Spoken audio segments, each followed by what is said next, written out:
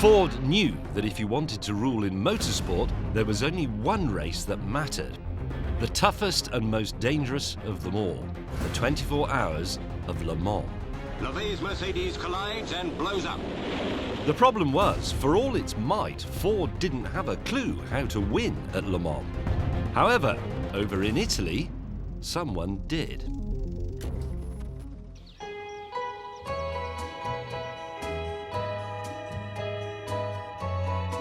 In the early 1960s, Enzo Ferrari's cars ruled sports car racing, Le Mans especially.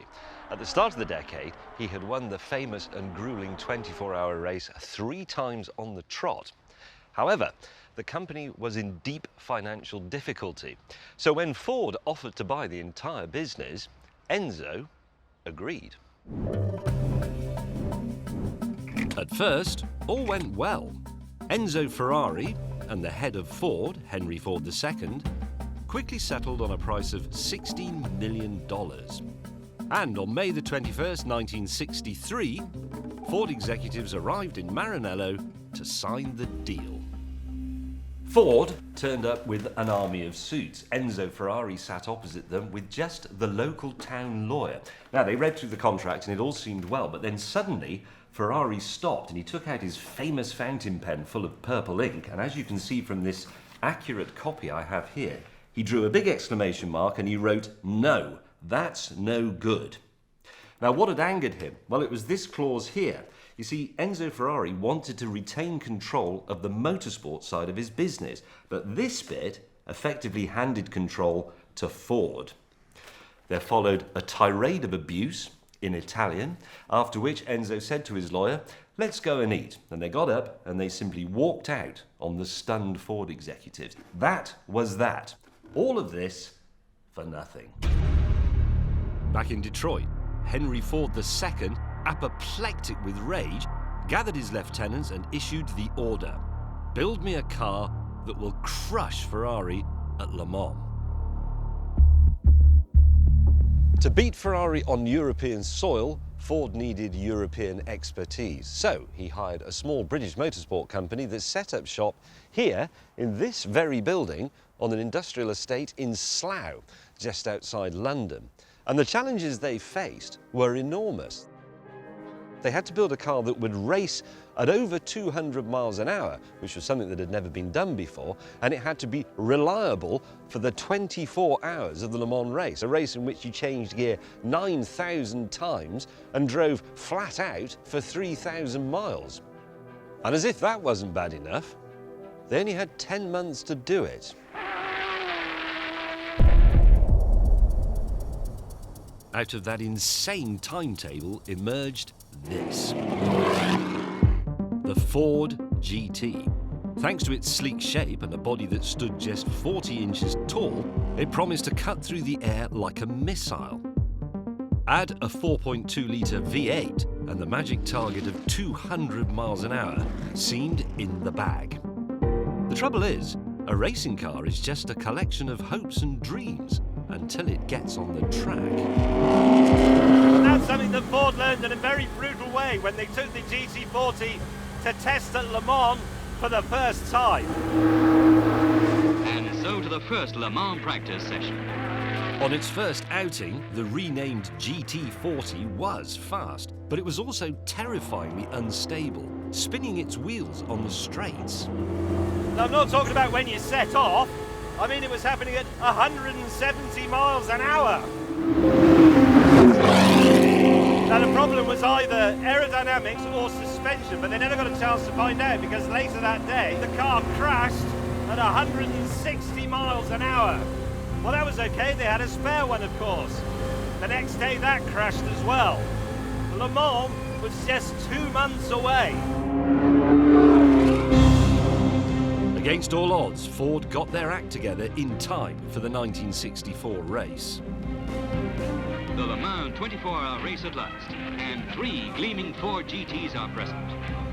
But during the race itself, all the cars broke down or caught fire, leaving bitter rivals Ferrari to take another 1-2-3 victory. In Detroit, Henry Ford decreed that they would be back next year to take on Ferrari again. And to head up the campaign, he turned to an American motorsport hero. My name's Carroll Shelby, and performance is my business. Shelby was a former chicken farmer from Texas who took nitroglycerin pills to keep his heart going. But he'd also racked up countless victories as a driver and team owner. Given the task of turning the GT40 into a winner, he put his top man on the job. Coming up is Ken Miles, one of the best sport car drivers in America. Miles was a former Second World War tank commander from Birmingham, the one in England, not Alabama. He was renowned for speaking his mind and developing racing cars. Miles took the car for a shakedown, and he got out and he told Shelby and the Ford executives, "It's bloody awful." Then he got to work, improving the brakes, the engine, the aerodynamics, the handling, and taming the car's terrifying high-speed instability. However, and even though he and his team took amphetamines so that they could stay awake all night, there simply wasn't time to develop the car properly for Le Mans. The GT40 may have been faster, but it was still fragile.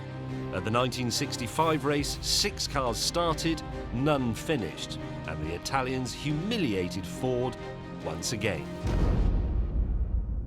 So, untold millions of dollars had been spent since the first GT40 emerged from this building here, and yet not one car had even finished the race. So Ford now faced a difficult choice. He could throw in the towel against Ferrari, or he could fight on. What he actually did was he had some business cards printed, and he distributed them to his Le Mans team. And on the cards it said, "You'd better win." And so, a year later, the American giant returned to Le Mans with its hopes resting on this.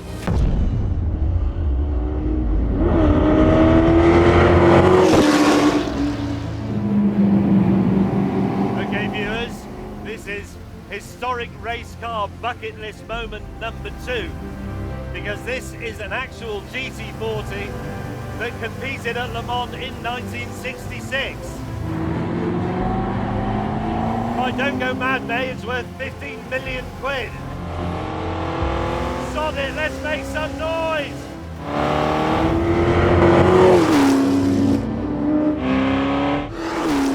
Oh, yes! In this new GT40, Ken Miles had racked up thousands of test hours. Now the car was no longer horribly unstable, but would sit rock steady at 210 miles per hour. And the Brummie tank commander had the backing of Ford's huge R&D department, who tackled the car's appalling reliability. The brakes no longer went into thermal shock at the end of the long straight. The engine and transmission were run on a computerized test rig that simulated the whole of the 24-hour Le Mans race. Now that's standard practice in Formula One today, but in 1966, that was witchcraft. They weren't mucking about, these blokes. But neither were the opposition. Over in Italy, in response to the new threat, Ferrari produced this.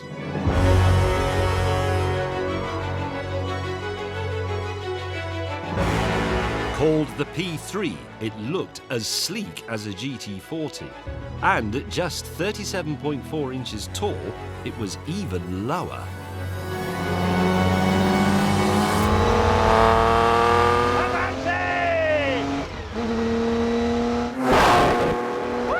Holy mother! Let's be a little bit careful on this narrow road. It's worth £20 million. Where the GT40 boasted a top speed of over 210 miles an hour, the P3 maxed out at just 190. But Enzo Ferrari was willing to trade outright speed for gains elsewhere. The Ferrari was lighter, it was more agile. Ferrari reckoned he could make up the difference in the bends, and he wouldn't have to stop so often for fuel. A David and Goliath battle was looming. At the 1966 Le Mans race, Ford arrived with an armada.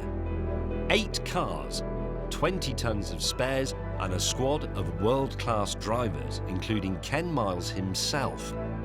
In comparison, Ferrari turned up with just a trio of P3s, but Enzo had an ace up his sleeve, the undisputed fastest driver on the planet, Formula One world champion John Surtees.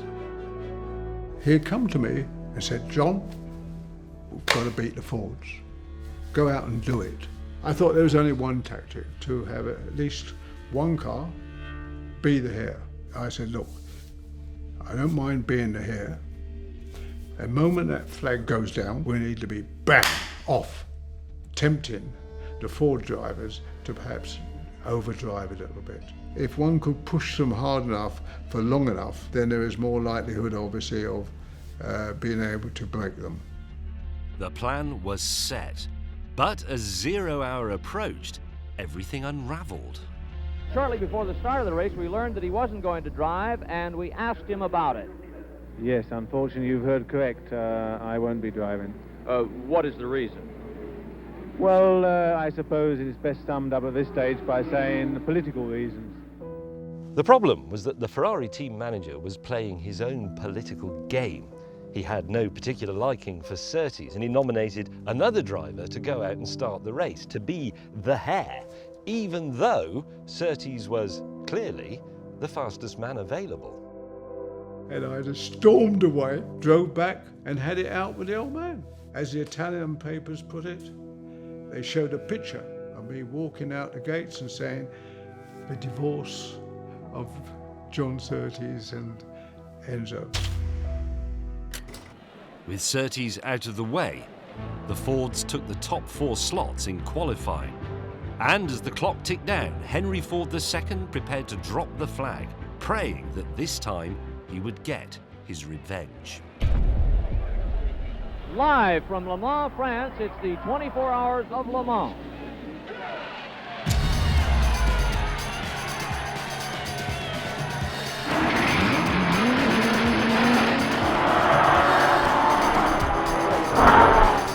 At first, the Fords stormed into the lead, but a few hours in, it was beginning to look like a depressing repeat of 64 and 65. As night fell, the Ferraris, using their greater agility and their greater fuel efficiency, were leading the race 1-2. 4 of the 8 GT40s were out of the race altogether. Worse still, the Ford drivers had strict orders not to go balls out, for fear of breaking the cars. But one man wasn't listening to those orders. Ken Miles put the hammer down, set blistering lap times, and retook the lead for Ford. The Ferraris had no response to this crushing pace, and by morning they had either broken down or crashed. That afternoon, Henry Ford watched his cars cruise home to a spectacular 1-2-3 finish. First place for the Ford GT Mark II, and a first-time win for America at Le Mans. Ford would go on to win the next 4 Le Mans races. But the man who had contributed so much to the team didn't get to see these triumphs. Ken Miles was killed 2 months after their first win, testing the latest GT40. It's impossible to calculate how much Henry Ford spent on his 3-year campaign to break Ferrari, but experts reckon that at the very least, in today's money, it was £360 million. Now that's a big bill for settling a spat with an angry Italian. But look what we got out of it. One of the world's greatest cars.